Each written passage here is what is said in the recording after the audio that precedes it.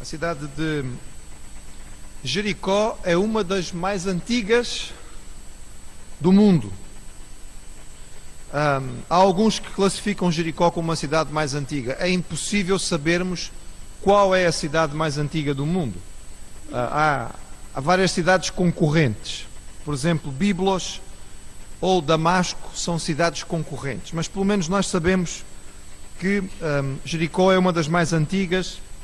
Arqueologicamente falando, em termos científicos, nós temos dados, pelo menos, cerca de 4.500 anos antes de Cristo. Ela já era ocupada. Ela fica numa planície, no vale do Rio Jordão, é um oásis natural e, portanto, muito bem localizada, numa região seca. Ela oferece condições especiais. Fica mais ou menos 20 quilómetros a nordeste de Jerusalém, a 20 quilómetros a norte e a leste do Mar Morto. A cidade que foi tomada no tempo de Josué, hoje já não existe. A cidade ficava situada numa pequena elevação e hoje esse local tem o nome de Tel Es Sultan e já se encontra despovoado há bastante tempo.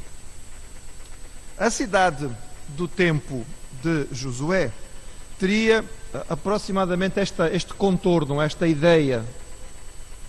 Jericó significa cidade da lua e a maioria dos historiadores acredita que esta cidade foi dedicada ao deus ou à deusa lua da mitologia cananita.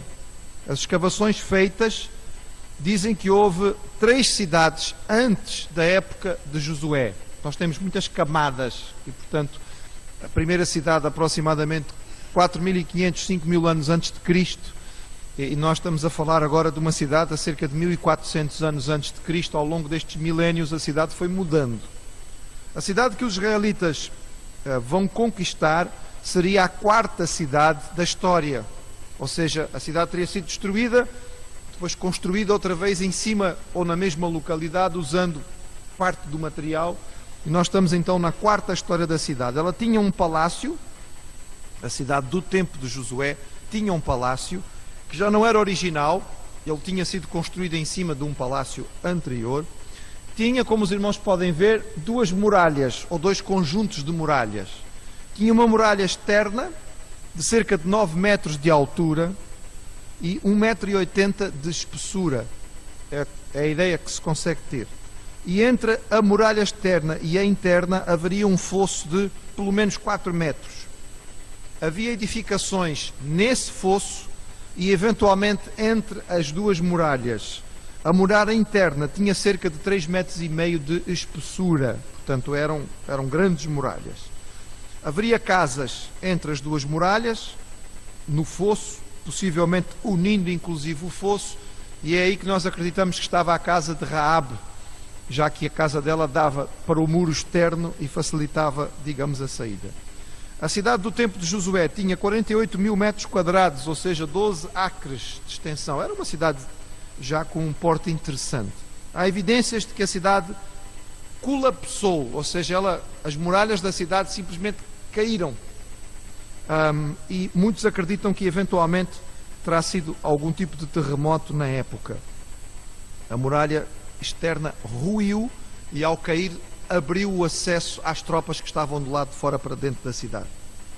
Josué seria, além da sua importância como cidade, muito bem localizada, e por isso, Jericó, desculpe, e por isso era uma base de operações estratégica, daí a importância dela ser tomada.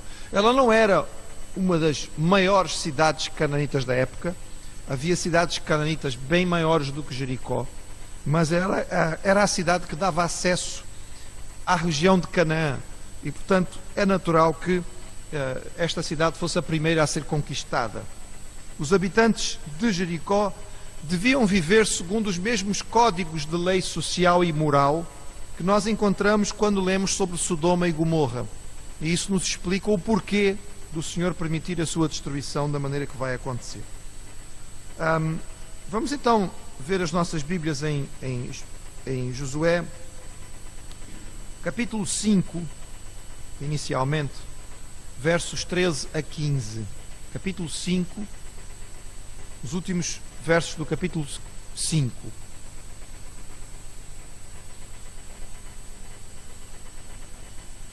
E sucedeu que, estando Josué ao pé de Jericó, levantou os seus olhos e olhou, e eis que se pôs em pé diante dele um homem que tinha na mão uma espada nua, e chegou-se Josué a ele e disse-lhe: És tu dos nossos ou dos nossos inimigos?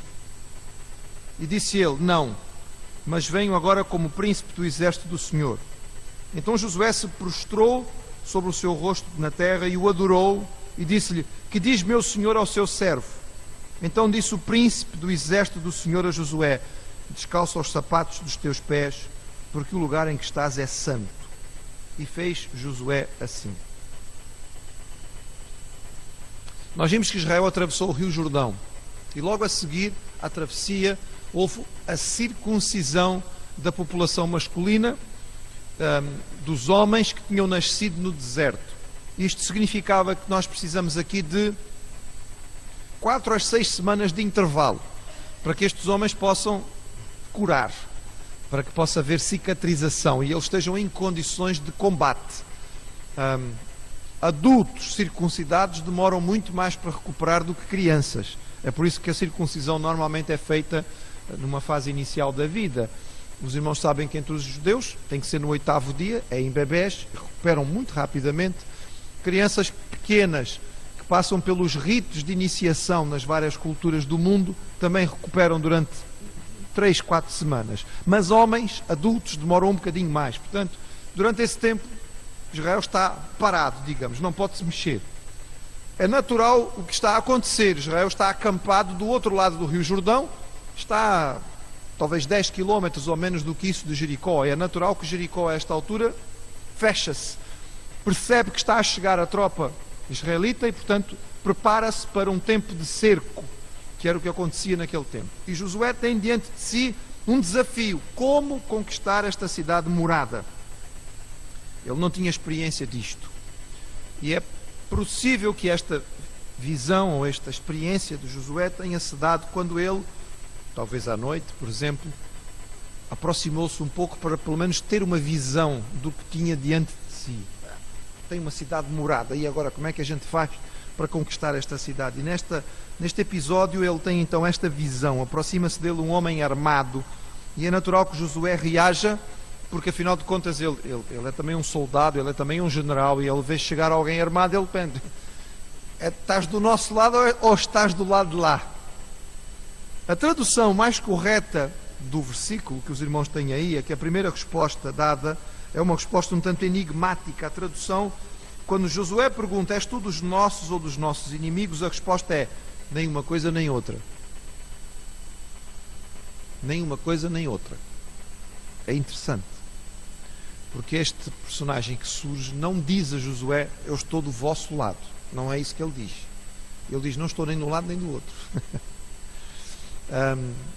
Nós podemos dizer assim: o Senhor não está do lado de ninguém, está do lado de todos. Nós é que temos que saber de que lado estamos, se estamos realmente do lado do Senhor ou não, porque não é aqui o caso do Senhor fazer acepção ou escolha de pessoas, mas ele apresenta-se diante de Josué. O Senhor que se apresenta a ele, ou que se mostra a ele, dá a Josué a noção de que nesta batalha não existem apenas dois lados. Há mais qualquer coisa aqui envolvida. Não é apenas uma guerra entre israelitas e cananitas, mas há outras coisas que estão envolvidas. E Josué tem essa percepção quando ele se apresenta como o príncipe do exército do Senhor. Pergunta natural é: quem é este personagem? Alguns autores entendem que é uma visão de um anjo. Talvez alguns defendem que seria o anjo Miguel, que em outros textos bíblicos aparece como o príncipe o príncipe angelical das tropas que são responsáveis pela proteção de Israel. Mas não é isso que diz a resposta. A resposta não diz que este anjo se apresenta como o príncipe de Israel, como Miguel vai fazer no livro do profeta Daniel. Ele é aqui o príncipe do exército do Senhor. Portanto, parece ser alguém de uma posição superior, porque afinal de contas ele comanda todas as tropas. É uma espécie de chefe de Estado-Maior-General das Forças Armadas. Ele é o comandante-geral de todas as tropas. Há alguns aspectos que são importantes então para a identificação deste personagem. Primeiro, Josué se prostra com o rosto em terra. Os irmãos já aprenderam, já ouviram aqui, que a palavra mais vezes usada na Bíblia para falar sobre adoração é a palavra prostração. Proskuneo. Prostrar-se, ajoelhar-se com o rosto em terra. Essa é a palavra mais usada para adorar. Nós traduzimos por adorar, mas na verdade o que está falando é prostrar-se. Ou seja, o que Josué tem é um ato de adoração. Depois de uma primeira reação em que ele acha que está diante de um soldado inimigo e reage, quando ele percebe um pouco mais na presença de quem está, ele adora. E este personagem, e aqui iríamos dizer anjo, mas se calhar não é correto, aceita a adoração. Isto é o primeiro sinal muito importante, porque os anjos não aceitam adoração na Bíblia. Sistematicamente, quando servos de Deus querem adorar anjos, os anjos dizem: adora a Deus, eu sou um anjo, sou um servo como tu, não me adores. Mas este personagem não recusa a adoração, aceita. Segundo, este personagem diz a Josué que retire os sapatos dos seus pés, porque a presença dele junto a Josué faz com que aquele lugar se torne Terra Santa. Nós lembramos claramente de um outro personagem próximo de Josué, que também a certa altura teve uma visão, e também nesta altura a visão lhe disse: tira as sandálias, porque os lugares em que estás é Terra Santa. Estamos a falar de Moisés diante da sarça ardente. Terceiro, este personagem vai falar com Josué como sendo o Senhor. Portanto, a interpretação mais correta, irmãos, provavelmente, é pensar que aqui nós temos uma das aparições de Jesus antes da encarnação. Temos o Senhor Jesus aparece algumas vezes antes da encarnação com uma figura humana. Nós tínhamos visto isto com Abraão no episódio de Sodoma. Antes da destruição de Sodoma e Gomorra, o Senhor passa na tenda de Abraão e vai até almoçar com ele. E aqui mais uma vez ele aparece a Josué, cumprindo a promessa de Deus de que faria com Josué assim como tinha feito com Moisés. E mais uma vez o Senhor vai agir e Josué vai ter uma experiência muito parecida com aquela que tinha recebido Moisés na altura da sua convocatória. E qual é então a orientação que é dada pelo Senhor a Josué? Capítulo 6. Ora, Josué estava completamente fechada e cerrada por causa dos filhos de Israel, Jericó, desculpe. Ninguém saía nem entrava. Então disse o Senhor a Josué: olha, tenho dado na tua mão a Jericó e ao seu rei, os seus valentes e valorosos. Vós, pois, todos os homens de guerra, rodeareis a cidade, cercando a cidade uma vez. Assim fareis por 6 dias. E 7 sacerdotes levarão 7 buzinas de carneiros diante da arca, e no 7º dia rodeareis a cidade 7 vezes, e os sacerdotes tocarão as buzinas. E será que, tocando-se longamente a buzina de carneiro, ouvindo vós o sonido da buzina, todo o povo gritará com grande grito, e o muro da cidade cairá abaixo, e o povo subirá nele, cada qual em frente de si. Então chamou Josué, filho de Num, aos sacerdotes e disse-lhes: levai a arca do concerto, e 7 sacerdotes levem 7 buzinas de carneiro diante da arca do Senhor. Josué está preocupado em saber como armar um ataque contra a cidade. Qual é a estratégia? Escadas para subir as muralhas? Arietes para poder arrombar as portas? Catapultas para lançar... Bem, os nossos peritos em arqueologia lá em cima já estão a fazer cara feia, porque em princípio nós só temos descrição de catapultas no 4º século antes de Cristo, e portanto estamos a falar de 1000 anos antes. Pastor, desculpe lá, mas isto é anacrónico, não há catapultas neste tempo. Eu peço desculpa, foi apenas uma menção para ver se vocês estavam atentos. Ele está a pensar numa estratégia. Que estratégia usar para atacar esta cidade? Simplesmente cercar a cidade e esperar que eles morram de fome? Era o que muitas vezes se fazia. Ficavam ali muito tempo, até que a comida dentro da cidade acabava e abriam-se as portas. Enfim.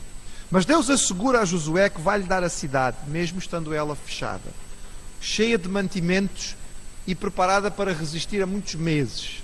Deus garante a Josué que a vitória vai ser completa e imediata e ela não vai ser tão demorada. Jericó está preparada para um longo cerco, mas o Senhor diz a Josué que vai lhe dar a vitória. E Deus lhe diz qual é a estratégia para a vitória. O Senhor vai tratar das muralhas. É curioso, irmãos, porque às vezes nós gastamos muito tempo tentando derrubar muralhas que o Senhor já decidiu derrubar. Às vezes o que nós precisamos é gastar mais um tempinho com o Senhor.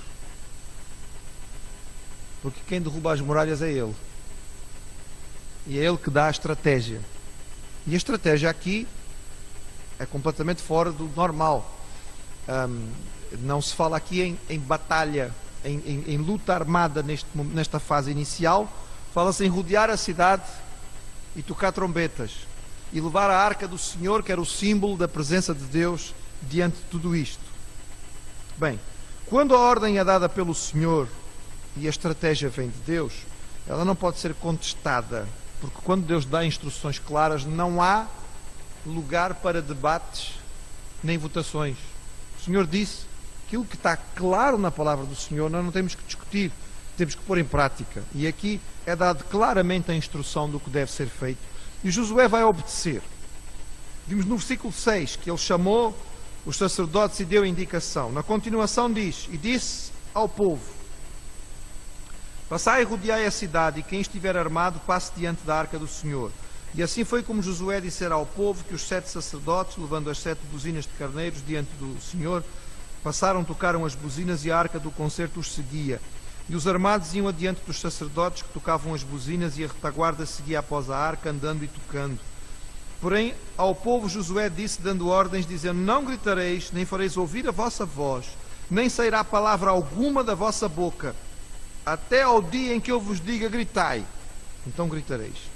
E fez a arca do Senhor rodear a cidade, rodeando-a uma vez, e vieram ao arraial e passaram a noite. Depois Josué se levantou de madrugada, e os sacerdotes levaram a arca do Senhor, e os 7 sacerdotes que levaram as 7 buzinas diante da arca do Senhor iam andando e tocando as buzinas, e os armados iam adiante deles, e a retaguarda seguia atrás da arca do Senhor, e os sacerdotes iam andando e tocando as buzinas. E assim rodearam outra vez a cidade no segundo dia, e tornaram para o arraial, e assim fizeram 6 dias. Deve ter sido uma experiência muito estranha. Eu imagino que o primeiro dia foi um dia de muita tensão. As tropas de Israel saem do arraial, aproximam-se das muralhas de Jericó, soa o alarme, não é? Os israelitas vêm aí. As tropas de Jericó compõem-se à volta das muralhas. Eles estão preparados, eles estão acostumados a este tipo de guerra. Eles moram numa cidade morada, eles sabem o que é isto. Portanto, eles têm, provavelmente, muitos flecheiros, não é? Muitos arqueiros para poder lançar flechas. Eles têm pedras, eles têm, talvez, líquido fervente em cima das muralhas para deitar em cima dos israelitas. Acredito que os israelitas não se chegaram tão próximo da muralha para permitir isto. Mas a verdade é que, rapidamente, eles são surpreendidos com a aproximação de Israel. Mas eles percebem que há qualquer coisa estranha aqui. Eles não vêm com instrumentos para atacar as muralhas. Eles vêm em marcha ordenada, parece uma procissão, dão uma volta tocando trombetas à volta da cidade e depois saem e voltam para o seu arraial. Não sei, aqui a imaginação de cada um pode funcionar como quiser. Eu imagino as conversas dos habitantes de Jericó naquele dia ao jantar, não é? Bem, eles vieram ver as muralhas. Afinal eles ficaram assustados, nunca tinham visto muralhas tão grandes. Alguns talvez tenham pensado assim, outros disseram: estes israelitas são malucos, completamente loucos, sabe? Então andam à volta da cidade a tocar trombetas, acham que isto faz alguma diferença? Ou talvez alguns tenham dito: bem, isto calhar é um tipo de ritual, eles vão usar magia para derrubar as nossas muralhas. Enfim, devem ter conversado muita coisa. Segundo dia, outra vez o alarme. Aí vem os israelitas. Lá vem outra vez os israelitas em marcha ordenada. Dão uma volta à cidade e voltam para o seu arraial. Eu imagino que à medida que os dias vão passando, a ansiedade vai diminuindo. É como a famosa história do menino e do lobo. Olha o lobo, olha o lobo. Afinal não havia lobo nenhum. Olha o lobo. Não, afinal não havia lobo nenhum. Lá vem os israelitas. Mas já é o 6º dia. Estes tipos não têm o que fazer, né? Não têm o que fazer. Eu acho que eles acham que vão gastar a terra à volta da cidade para ver se ela cai. Andam aqui à volta da cidade e vão embora. Podem fazer isto o tempo que quiserem, que nós vamos continuar aqui a comer a nossa comidinha. E assim passam-se 6 dias. Mas chega o 7º. E no 7º dia houve qualquer coisa diferente. Porque ao fim da primeira volta às muralhas, eles não voltaram para casa. Diz o versículo 15. E sucedeu que ao 7º dia madrugaram ao subir da alva, e da mesma maneira rodearam a cidade 7 vezes. Naquele dia somente rodearam a cidade 7 vezes. E sucedeu que, tocando os sacerdotes a 7ª vez as buzinas, disse Josué ao povo: gritai, porque o Senhor vos tem dado a cidade. Porém a cidade será anátema ao Senhor, ela e tudo quanto houver nela. Somente a prostituta Raabe viverá, ela e todos os que com ela estiverem em casa, porquanto escondeu os mensageiros que enviamos. Então somente guardai-vos do anátema, para que não vos metais em anátema, tomando dela, e assim façais maldito o arraial de Israel e o turbeis. Toda a prata, ouro, vaso de metal, ferro, são consagrados ao Senhor, irão ao tesouro do Senhor. Gritou, pois, o povo, tocando as trombetas, as buzinas, e sucedeu que, ouvindo o povo o sonido da buzina, gritou o povo com grande grito, e a muralha caiu abaixo, e o povo subiu à cidade, cada qual em frente de si, e tomaram a cidade, e tudo quanto na cidade havia destruíram, totalmente ao fio da espada, desde o homem até a mulher, desde o menino até ao velho, até ao boi, e gado miúdo e ao jumento. O 7º dia foi diferente. E é claro que os irmãos já perceberam aqui a importância do número 7, não é? São 7 dias, são 7 sacerdotes, são 7 buzinas, são 7 voltas. O número 7 era o número da perfeição para os israelitas, para que fique claro que aquilo que está aqui a acontecer é obra de Deus. Não será a força de Israel. Da mesma maneira que Israel atravessou o rio Jordão por uma ação milagrosa do Senhor, ele vai tomar também esta cidade por ação milagrosa do Senhor. Se os irmãos lerem algum tipo de comentário, alguns dirão que o que aconteceu aqui foi um terremoto. É relativamente comum na região. Mais uma vez, irmãos, nós não temos nenhum problema em aceitar que tenha sido um terremoto. Assim como na semana passada disse aos irmãos que há outros episódios narrados da interrupção do fluxo do Rio Jordão. Sem problema. A questão do milagre aqui não tem a ver com o que aconteceu ter sido tão fora do habitual. Tem a ver com timing. A hora certa. Na hora que foi falado, aconteceu. Portanto, se foi ou não um terremoto, isso para nós não é importante. O importante é saber que isto aconteceu e que até os achados arqueológicos confirmam que esta cidade teve, as muralhas ruíram de uma forma inesperada para o lado de fora, facilitando a subida dos israelitas, e desta maneira ela foi destruída. É claro que nós não temos imagens da época, os irmãos têm apenas estas figuras, são ilustrações, enfim, nem sempre de longe ficam muito boas. A próxima talvez esteja um bocadinho melhor. Então a ideia de que, pronto, eles estão a tocar as trombetas e a cidade vai ruir, vai cair. A cidade é declarada anátema, tem os irmãos aí em algumas traduções. A palavra talvez mais indicada fosse a palavra consagrada.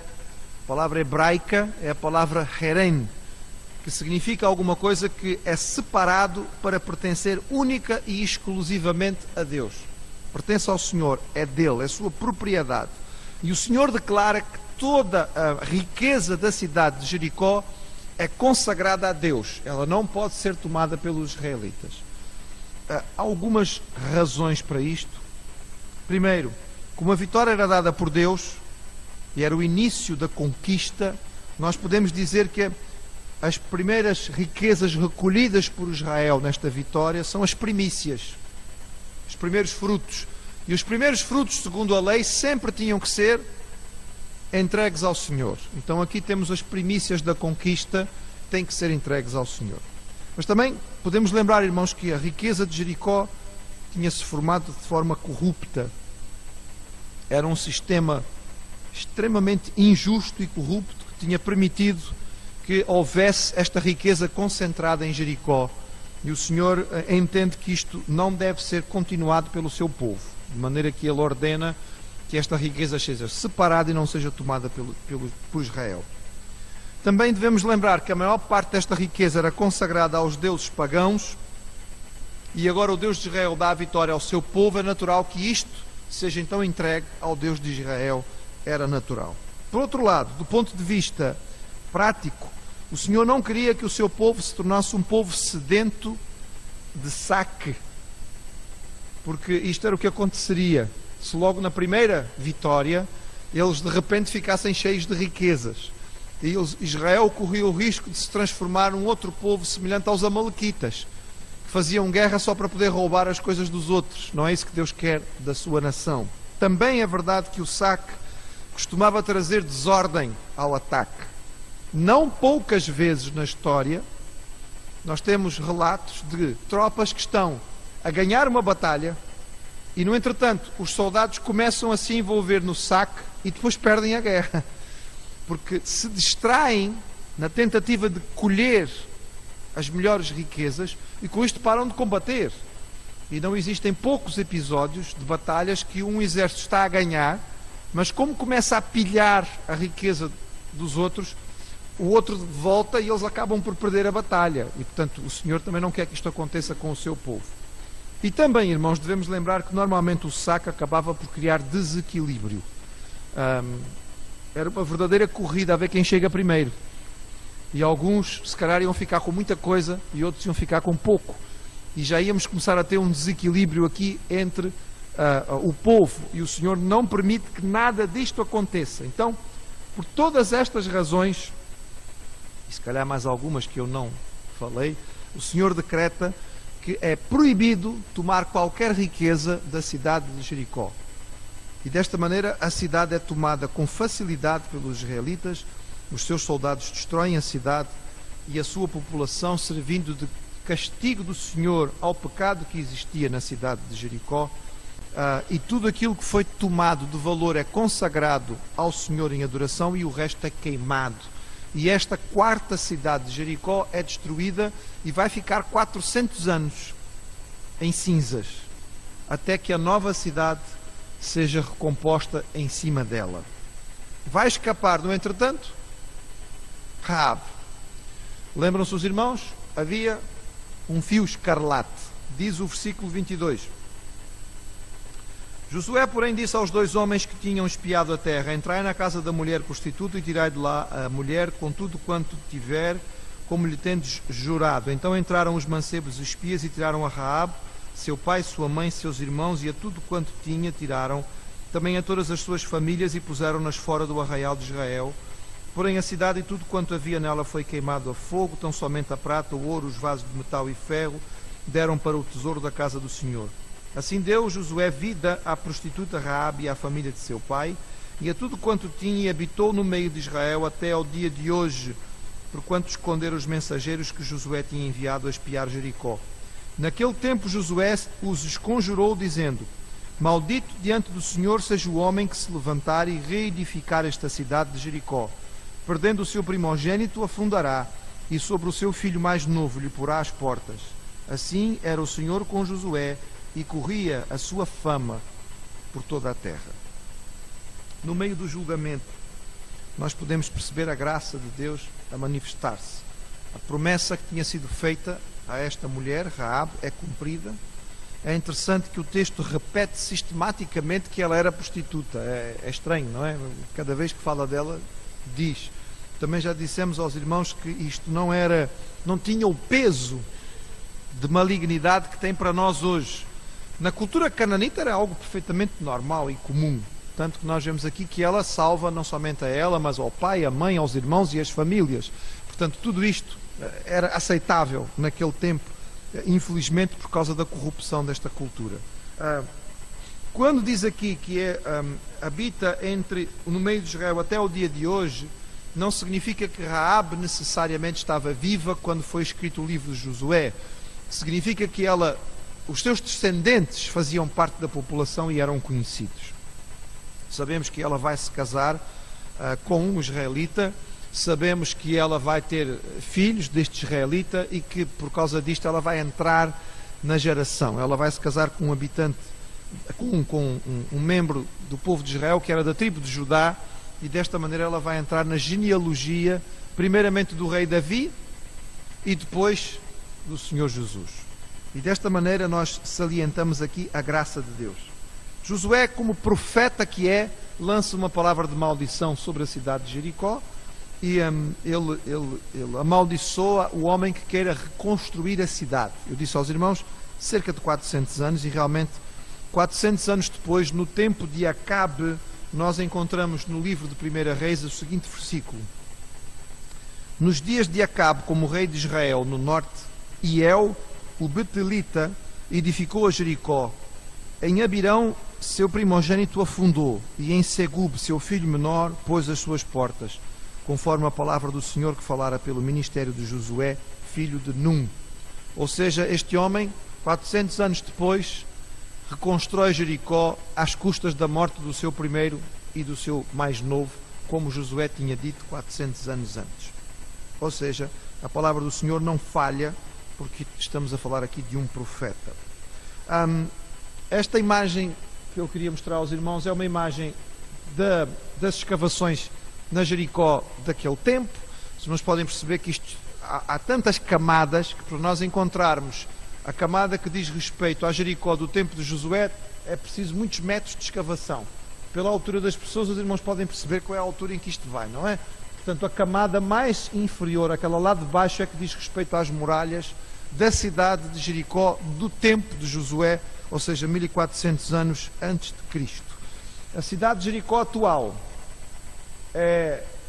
não é uma visão muito bonita. Ela faz parte dos territórios palestinos ocupados e realmente não é das visões mais interessantes para se ver, infelizmente.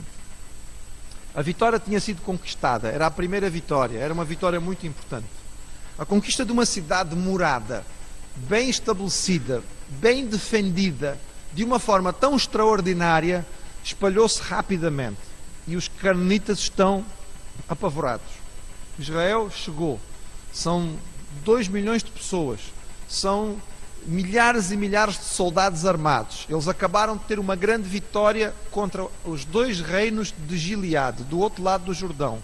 Eles acabaram de atravessar o rio de forma milagrosa e agora derrotam a primeira cidade. Portanto, tudo parece fácil. Tudo parece fácil, não é? As vitórias estão a vir assim, estão a cair do céu. Foi uma brincadeira de criança esta primeira vitória e agora, enfim, é só seguir em frente, porque o resto vai vir por acréscimo. Ou talvez não. Ou talvez não. Israel vai ter que aprender que a vitória no Senhor depende de obediência e santificação.